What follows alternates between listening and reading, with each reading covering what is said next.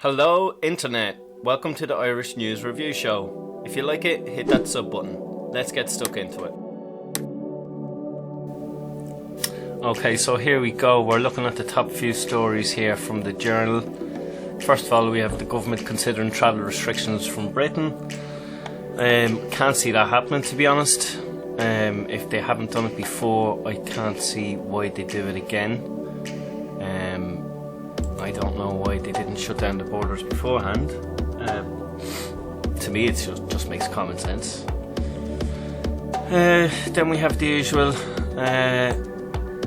Here's Tony Holohan telling us not to meet up, avoid crowds. Yeah, something that is common sense, but a lot of people don't have common sense, it appears. Then we have the UK restrictions. We saw all about that yesterday. That was news that broke.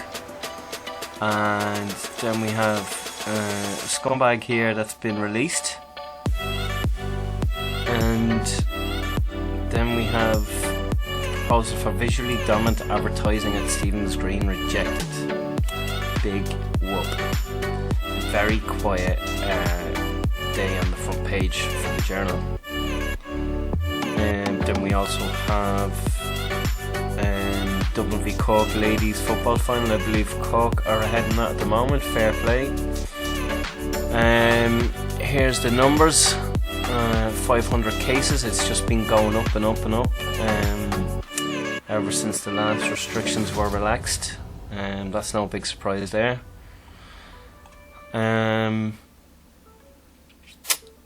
Oh yeah, this is a good one here. Gardaí break up gathering of 250 cars in breach of COVID-19 regulations. That is a good one now, because it turns out there's more than 700 people that decided to meet up and breach all sorts of COVID regulations. So good to see idiocy is alive and well down in County Cork. What else do we have here? Oh yeah, the new variant of the coronavirus over in the UK. And I think that's about it really on the Journal. Now we move on to the Irish Times. And that's quite similar, obviously. There is some other stories here. Yeah, no haircuts, no manicures. This is the year that things changed. Now, personally, I was talking to a few barbers, and they are quite outraged because they are able to do social distancing, and they have brought in measures to be able to cut people's hair. And it is a bit ridiculous in that sense that the government just seems to think that the only way to combat this coronavirus is to shut everything down, and it's so stupid. I think a lot of other industries are prepared and have the right measures in place so that social distancing can be adhered to. My take on that is that they should be doing more tracing, you know. It just seems more logical than just shutting down places.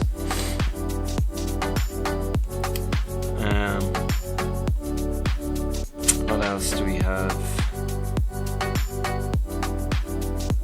Oh yeah, Dublin won the 6th All-Ireland champion in a row. Fair play to them. No big surprise there. Here we go, RTE. 48-hour restriction on flights and ferries from Britain.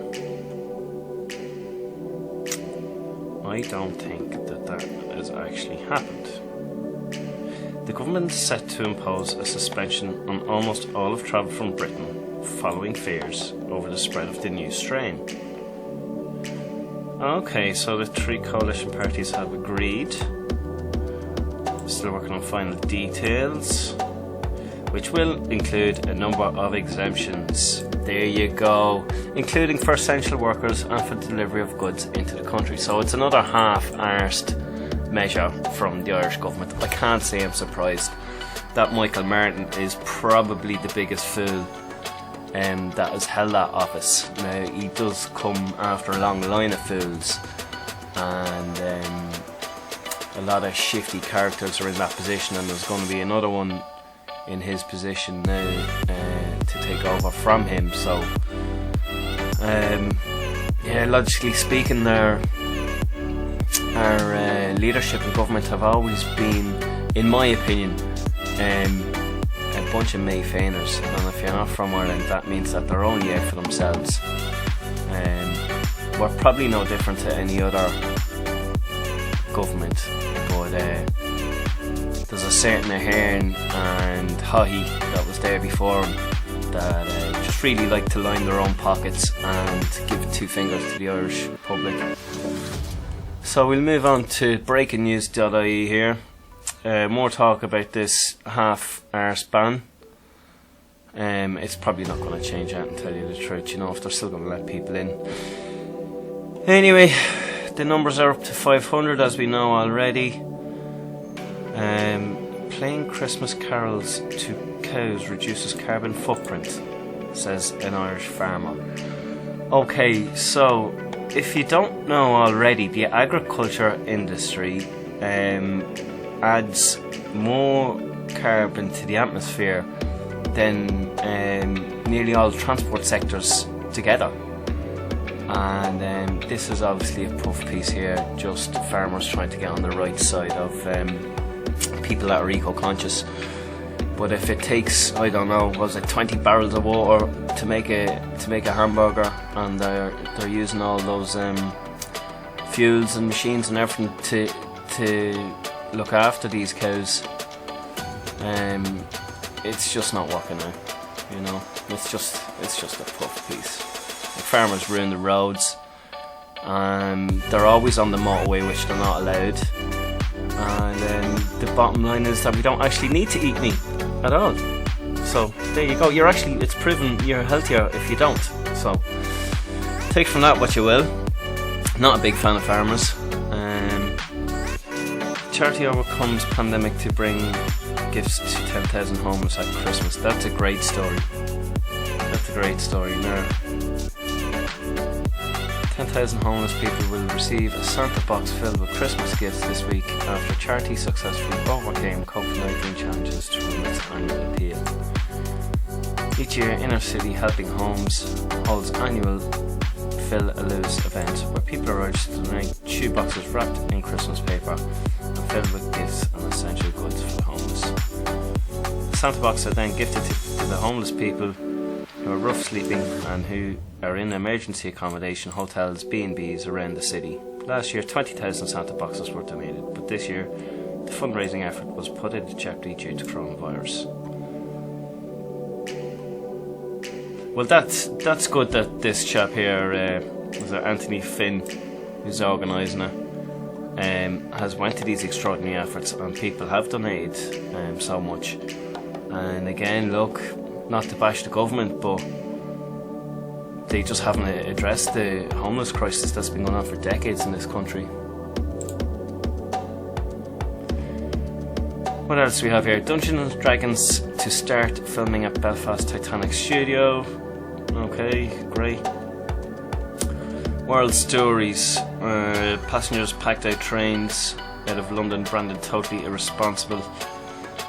Yeah, well, I presume they're all trying to get the hell out of that restricted area.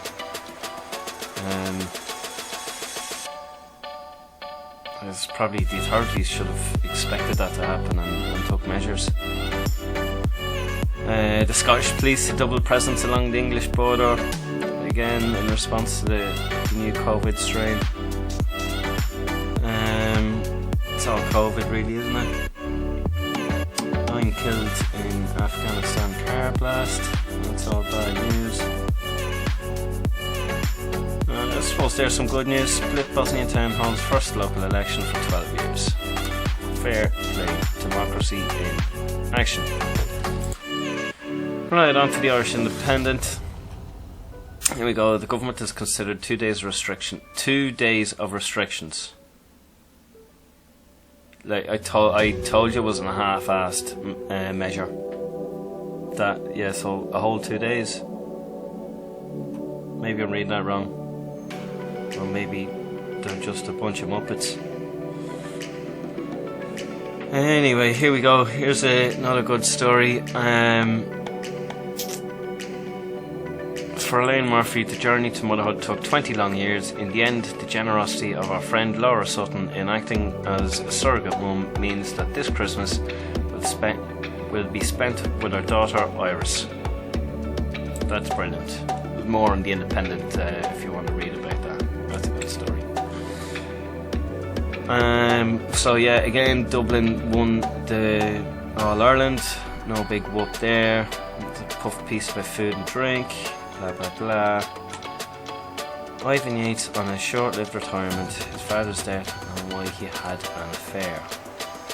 Because he was scumbag, maybe? I don't know. I don't even know who he is, but yeah, publicising having an affair. He's not a great character, is he? Okay, HSE reports reveals insufficient resources to tackle pandemic. A staff shortage may hit rollout of vaccine. Right, so have we even got the vaccine in this country yet? And they're already making excuses because the HSE are not a bunch of fuckwits. Dublin v Cork, yeah, I think Cork are still ahead now. Let me see. Records shed light on chaos in Kerry nursing home. So yeah, if you're watching this from abroad, in Ireland, I think a lot of other countries as well, but the nursing homes got hit badly. The government just did not, or the HSE even, didn't react fast enough, and I think they came out and they said like they were caught in the hop, but they knew for a while that the nursing homes were being hit bad. So, you know, here we go. They have records now to shed new light on it. Great. More about the London Tube. Oh my god, that looks crazy. I wouldn't care. I'd turn around. I would turn right around. Get an Uber or something like that. Crisis zone. Dysfunction and distrust combine to deadly effect in virus-stricken North. Yeah, the North have got it really bad at the moment. Up in the north of Ireland, I believe there's a lot of Irish Republic of Ireland ambulances after heading up there in the last couple of days to help them out. Fair play. Big up to the frontline staff. No kisses but joy aplenty for Ireland's returning exiles who arrived home for Christmas without fanfare at Dublin Airport. Yeah, I don't know. Let me know in the comments down below what you'd do if you were abroad, or if you're after coming home. Your reasons for doing so when you're going back. Have you done the quarantine? Have you done any testing or anything like that, and how it's working out for you? And there's another questionable character. Yeah, sad to see he got released. Shouldn't have happened. Anyway, maybe he'll get something else on him. Level 5 until St. Patrick's Day could end the cycle of lockdowns. Okay, so yeah, again, that's just headline clickbait, you know, to get people riled up. And that's about the height of it. That's the roundup for the news. So thanks very much for watching, guys. Give us a thumbs up, and we'll talk to you next week.